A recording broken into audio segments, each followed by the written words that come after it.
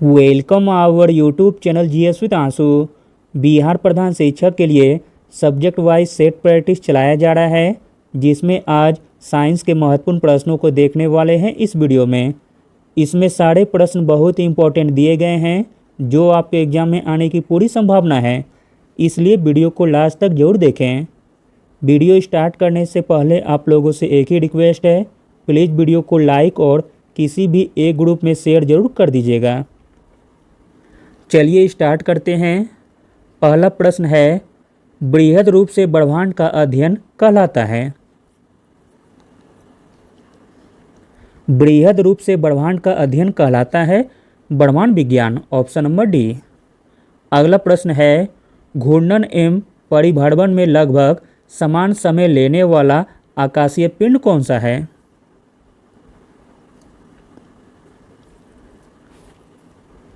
घूर्णन एवं परिभ्रमण में लगभग समान समय लेने वाला आकाशीय पिंड है चंद्रमा, ऑप्शन नंबर डी।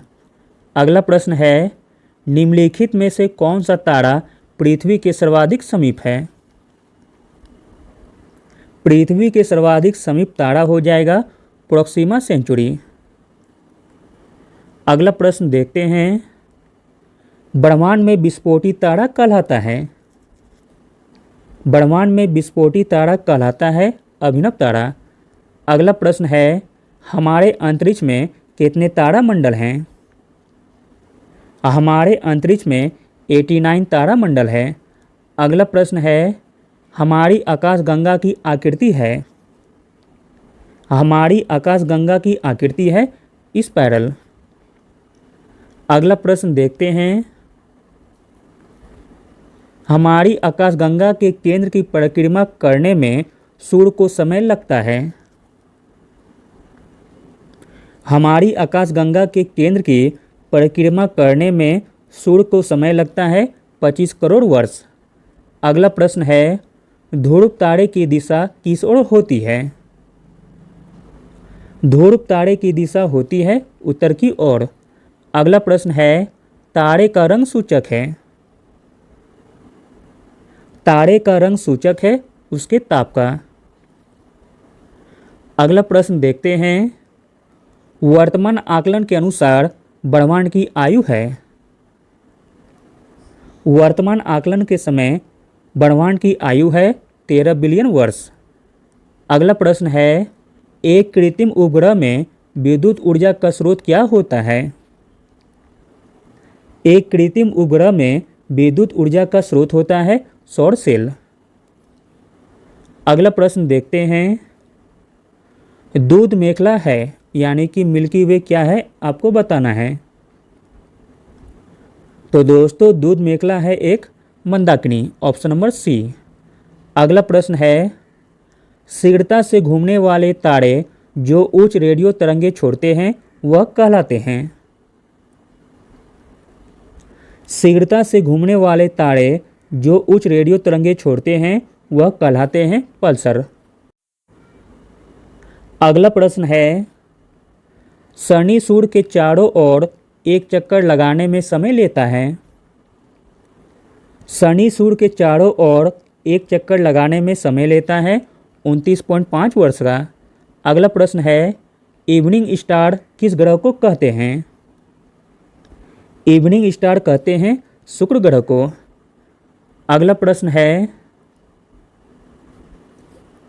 पृथ्वी के चारों ओर गैसों को समूह को क्या कहते हैं? पृथ्वी के चारों ओर गैसों के समूह को कहते हैं वायुमंडल। अगला प्रश्न है, यूरेनस सूर्य के चारों ओर एक परिक्रमा में कितना समय लेता है? यूरेनस सूर्य के चारों ओर एक परिक्रमा में 84 वर्ष समय लेता है। अगला प्रश्न है, सूर्य दक्षिणी गोलार्ध से उत्तरी गोलार्ध की ओर आता कब दिखाई पड़ता है? सूर्य दक्षिणी गोलार्ध से उत्तरी गोलार्ध की ओर आता 21 मार्च को दिखाई पड़ता है। अगला प्रश्न है, उत्तरी गोलार्ध में सबसे बड़ा दिन कब होता है? उत्तरी गोलार्ध में सबसे बड़ा दिन होता है 21 जून को। अगला प्रश्न है, सूर्य ग्रहण कब होता है?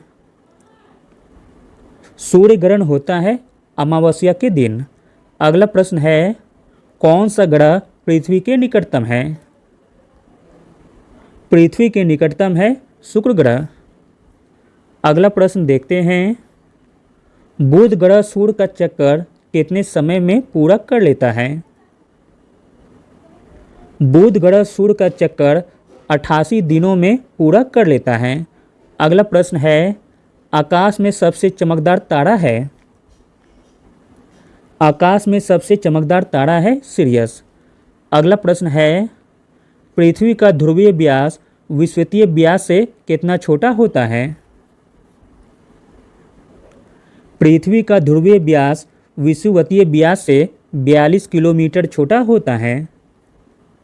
अगला और अंतिम प्रश्न देखते हैं, निम्नलिखित में से कौन सबसे चमकदार ग्रह है? सबसे चमकदार ग्रह हो जाएगा शुक्र यानी कि वीनस। Thank you.